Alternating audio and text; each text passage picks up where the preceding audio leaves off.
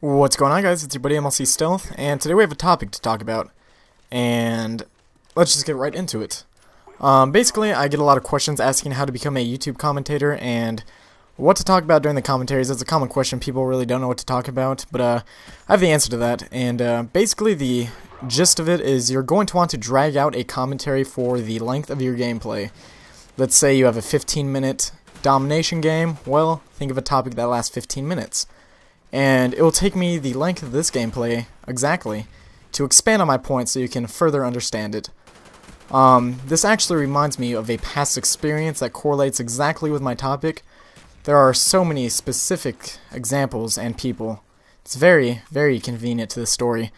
I would love to get into that more, but for now you're going to have to wait, because you will hear more about that specific example in part 2 of this video, which takes me a 25-minute long demolition game to explain. So definitely be looking forward to that after this video. But I see a lot of YouTube commentators out there making their videos, and they're just filling it with all sorts of information, and it amazes me. I'm like, wow, I feel so insightful after watching that commentary. And it's very true, because they do talk a lot, and I'm very amazed by it. But one thing I've noticed is, like I said, they are just continuing on one thought for over and over. Let's put an example here. The commentary topic is my favorite dog. Well, from that I will tell you my favorite species of dog, maybe a Labrador Retriever. I'll tell you my favorite color of that dog, which I would say is a good yellow. You know, anybody seen the movie Air Bud? Good movie. Dog that can throw a basketball at it and hits it with his nose, and congratulations, it's a goal, or a score, whatever basketball points are. And from that note, I saw the movie, I don't even remember what it was called. It was Air Bud's Puppies, and they were playing some soccer, and that was very, very good. The little puppies running around hitting a soccer ball, they were just winning all over the place. And his puppies actually got kidnapped, which is a terrible, tragic story by some evil men, and those evil men, luckily, the good guys prevailed and stopped those evil men. Now they're in jail, but that's just good news, because you don't want puppy kidnappers getting away without being charged with anything. That's just unnecessary. But that reminds me of another point.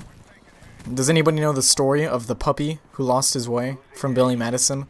Just great story. If you have not heard about the puppy who lost his way, please go check it out on google.com, which Google is a nice website.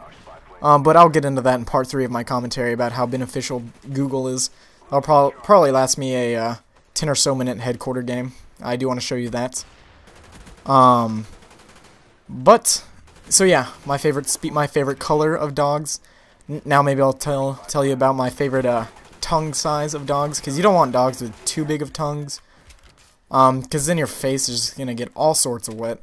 And on that note, you don't want a dog with too small of a tongue, because if it's too small, it's going to struggle with drinking water.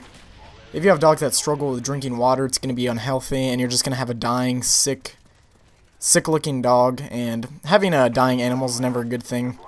Again, this reminds me of a past memory of when I read a story about when a dog had to be put down for sleep, and that was tragic reading that on the newspaper, mainly because I've heard of the guy's name before, who actually had to put his dog to sleep.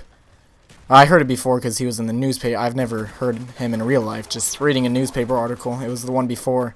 It's talking about how he found a car in an alley with the keys in it, and he returned the car to his owner, and he actually got a reward for that, and the reward was the guy actually gave him the car that he found, so that's a pretty good reward.